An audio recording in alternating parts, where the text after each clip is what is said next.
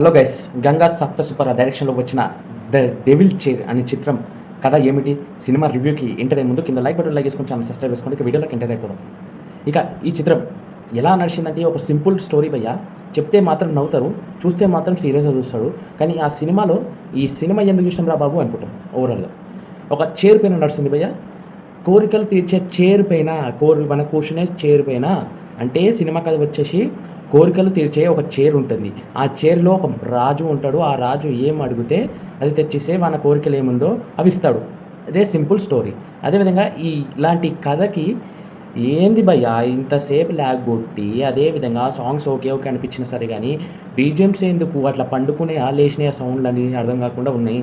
అదే విధంగా okay, okay అనిపించింది. సినిమా మాత్రం సినిమాలో ఏమి లేదు. అంతా డొల్లా భయ్యా. ప్లీజ్ మీ అందరూ దయచేసి ఇలాంటి సినిమా చూడకండి. దయచేసి నా ఛానల్ సబ్స్క్రైబ్ చేసుకొని, లైక్ జేసుకోండి. జై హింద్.